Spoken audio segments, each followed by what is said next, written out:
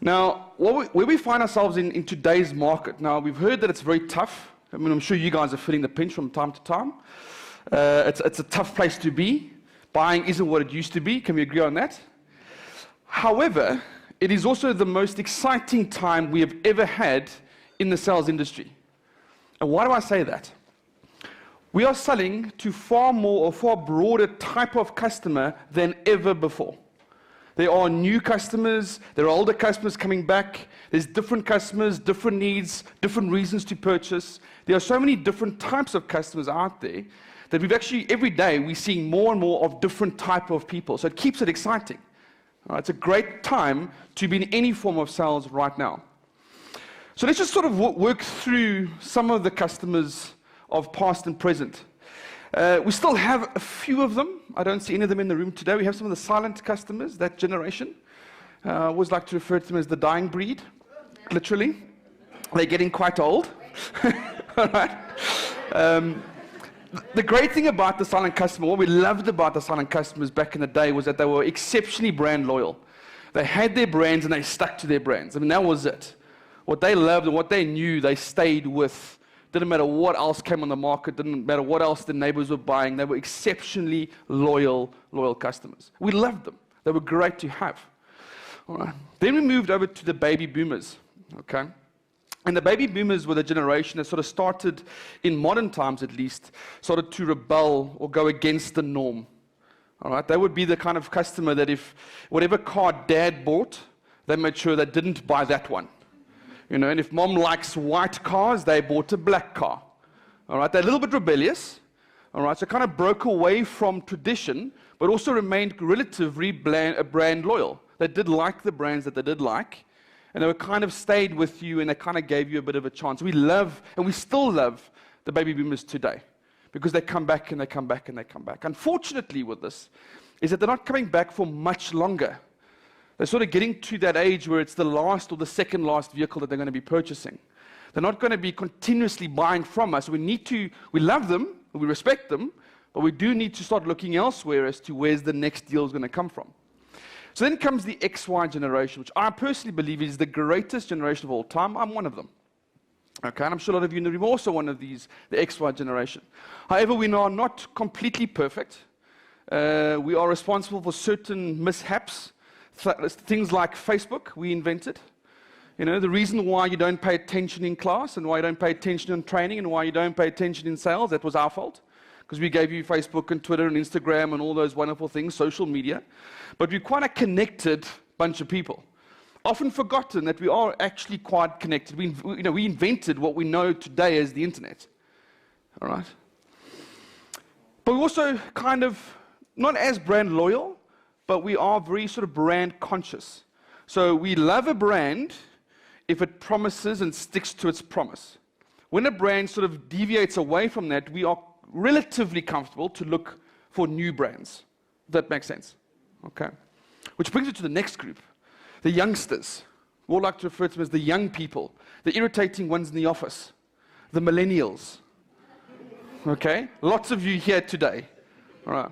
However, what is the oldest millennial at this moment? So what's like the oldest age of millennials today? 37. Millennials are no longer that young. A lot of us are. It's basically 1982. So even millennials have to scroll down. We have to enter in your birth year on the websites. We're all now scrolling down a little bit more. Okay. Now, the millennials are a very important target market for premium brands. Okay. One of the big reasons for this is that millennials have something called disposable income. They've got more cash at the end of the month than the XYs and the baby boomers ever did. Okay. Now, why is that? They don't necessarily earn more. They just have more cash. Okay. Spot on. They stay with mom and dad longer. The average age millennial South Africa leaving home male, 30 years old. Okay? All right? We're staying at home longer. Why are we staying at home longer? It's cool. You get your washing done, you get meals cooked. You know, mom and dad are actually too busy to get involved in your life, so you've got quite a lot of privacy anyway. All right? So they're not in your face the whole time. Okay? Now, when you're living at home, what else does that potentially mean in terms of millennials? We're saving, but we're also not getting married just yet. That's delaying a little bit. And if you do things the correct way, what comes after marriage? Kids. That's the right way of doing it. XY. All right? Actually, no, I did it the wrong way. But anyway. All right. I'm the exception. I'm the maverick of the whole thing, apparently, yeah. So having kids later, school fees, medical aids, all that kind of stuff. We're also not having 3 or 4 or 5 kids. It's 1, maybe 2. So at the end of the month, they've got more disposable income. All right? The millennials control about 30% of the disposable income in South Africa. Are the millennials. Okay, so we need to know how to talk to them. Because this new money, that 60 billion rand, is not with the XYs and the baby boomers, it's with the millennials and what comes after the millennials. There is a new generation, you might have heard of them. They're known as the Zs.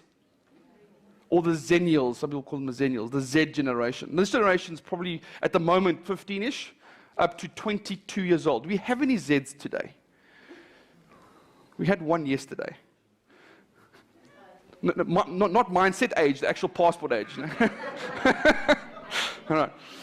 Now, the Zs are probably, if the millennials have got a lot of cash, the Zs are the most influential generation today. They influence the most amount of spending today. They don't necessarily have the money to spend, but they are influencing where and how money is being spent. So who's got kids of around sort of older than 12, younger than 20? Okay? All right, you'll understand what I'm saying. Okay? You want to buy a new pair of shoes, you need to ask permission from your kids. Are you allowed to, or are you too old to kind of sport that kind of style? You know, can you pull it off? You want to get a new phone, you ask their advice, or what phone should I get? You want to buy a new car, you have to make sure that they're not going to be too embarrassed to be dropped off in school in that car. They influence our dinner. They influence how we go out. They influence where we go on holidays. They influence all the spending, a lot of the spending. Okay.